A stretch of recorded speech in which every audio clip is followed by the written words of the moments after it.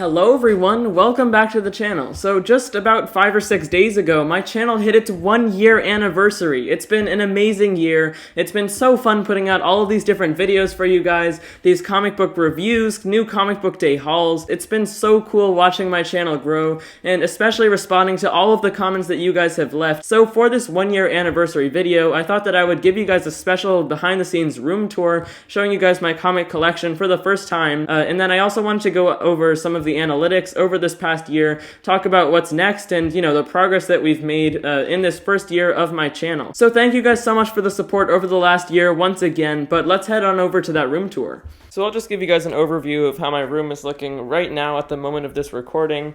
I'll start over here at the setup. This is what you guys always see. This is where I sit, but you can see I've got my bookshelf there with a bunch of collections. And then this background here, I wanted to explain a few of the things that I've got here. This, box of comics here, I keep like the current Marvel events going on. So Extreme Carnage just wrapped up. I'll have to take that one out as soon as I read the last issue. And then up here, I've got a few of my favorite and most valuable issues in my collection. I came across a Spawn issue #1, which is a really nice find that I wasn't expecting to get, just randomly in one of my back bins. Also a Godzilla King of the Monsters #1, the first Marvel Comics appearance of Godzilla.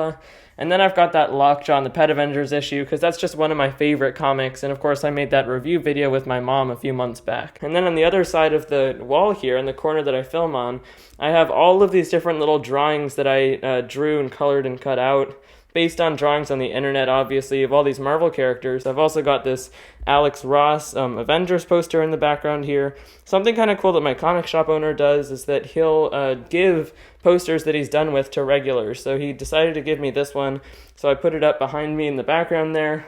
I've also got this Venom poster right here, the Krakoan language translated into English, and some other stuff. Here's my little collection shelf that I've acquired over the years. Most of these collections I've just gotten with my points at my local comic shop. When you spend certain amounts of money, you can get free collections. So I'm working on reading through The Walking Dead, got a bunch of Invincible, some Thor stuff, and a whole bunch of other Marvel collections.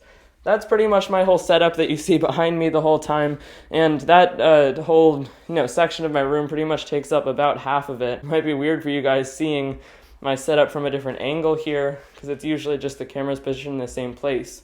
Then I've got another Avengers poster here that the comic shop gave to me, a few other posters from like 2017.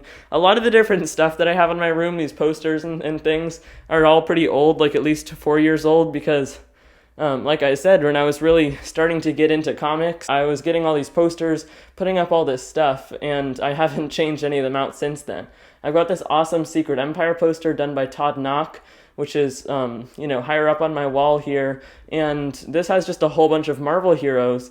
Then I've also got this Alex Ross poster. Further along this wall, I've just got all of these different posters from the previews books, the Marvel previews catalogs that they give you for free. I cut them all out in like 2017 during the Marvel Legacy age of Marvel Comics, and I posted all of these all over the wall. This did take a long time, but I had a lot of free time, and it was just a fun project to do. I've kept them all up here ever since. And then moving along all the way back to the setup here, farther to the left, I've got this other Todd Knock poster. It's Hunt for Wolverine, where he did like twice as many heroes. This came out after. Here I've just got my lamp that I set up, and I put it right near the setup here so that I can get a little bit better lighting. I do have the mic now, which is really nice for the setup that I'm recording on right now. I'm holding it going around my room, and so we have better sound quality now. But I think the one thing that would really make my setup like perfect would be some better lighting. I don't know if you guys are familiar with any lighting stuff. Definitely let me know if you have any recommendations. I might start saving up for some sort of lighting system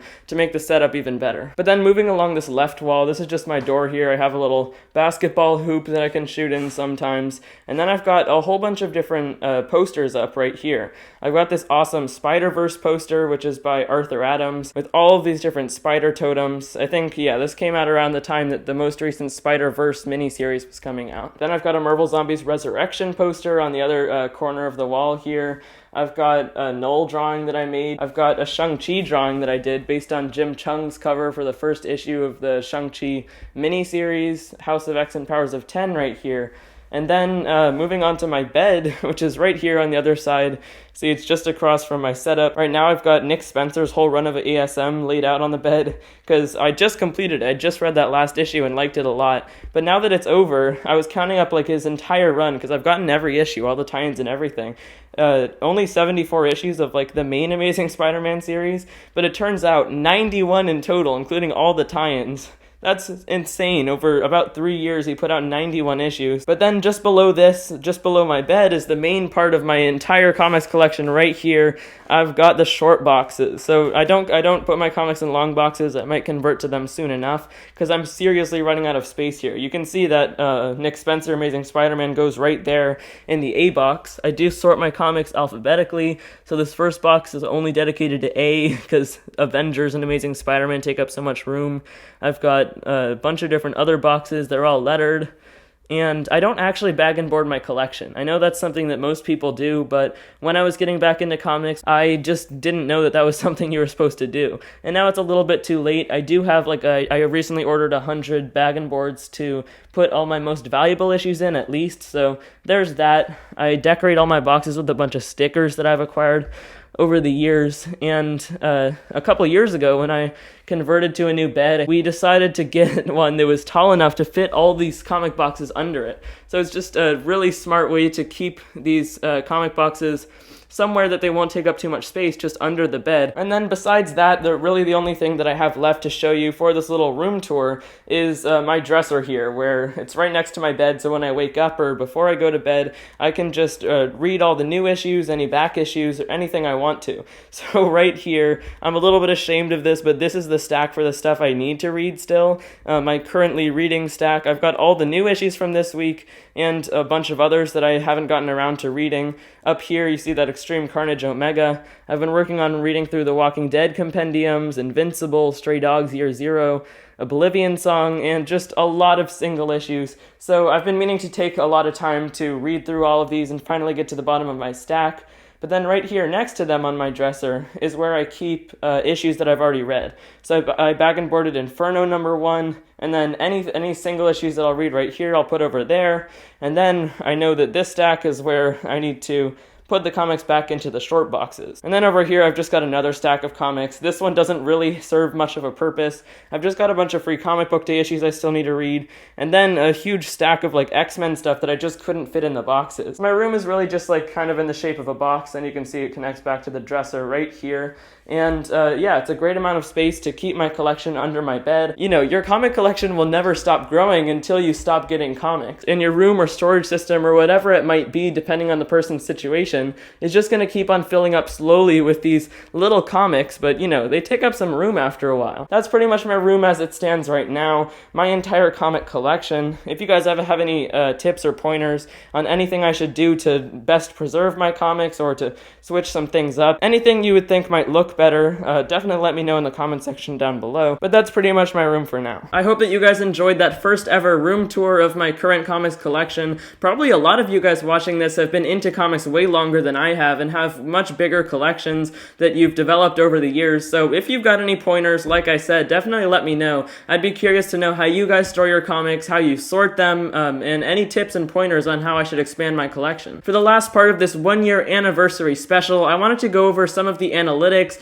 and all of the progress that we've made over this last year, and talk about what's going to come next. So here I've pulled up my channel homepage. As you can see here, over this first full year of my channel, we've gotten 163 subscribers. That's amazing. I don't know if I would have guessed that I would have that many by the end of the first year. Back when I started it, you know, in that first video, which was titled, I think, Comic Box A, that was such a long time ago. I think I've grown a lot, like getting more comfortable with the camera and everything since then. Obviously, now we have a totally different setup. But at the time of the recording of this video, I've posted 83 different videos on this channel since it began. And down here in this section of my channel, which was just a couple months ago, I had that block block, that 1 month period where I went on a road trip. This is where I film all my videos, at the desk. And what I ended up doing was I had 4 pre-recorded videos, but then I also did comics on the road, which is by far the thing that I'm the most proud of on this channel. If you haven't watched these videos, and if you're new to the channel, I definitely recommend watching those. That's the best of Otto Talks comics if you ask me. But let's go ahead and sort all of my videos by the most popular filter to figure out, you know, which were the biggest hits. My most popular video on this channel as of now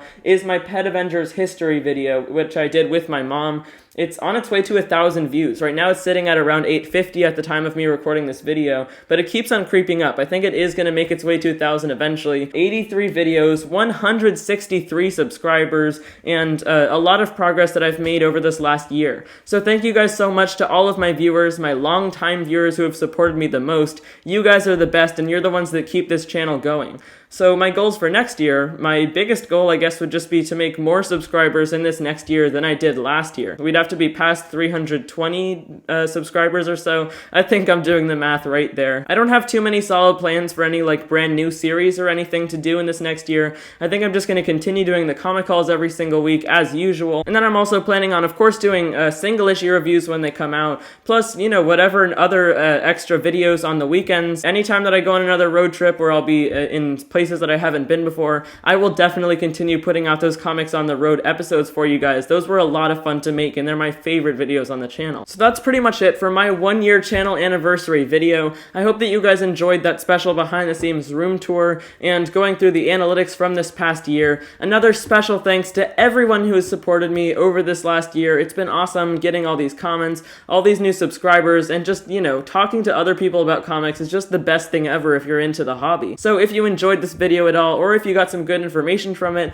make sure to hit that subscribe button. That's the big red button which is sitting right below this video. You can also hit the notifications bell which is sitting right next to it. You'll be notified every single time I post a new video if you don't want to miss any. Hopefully we'll be able to get past that 320 subscriber mark by the end of next year. So thank you so much for watching, everyone. Bye guys, here's to another year of the channel.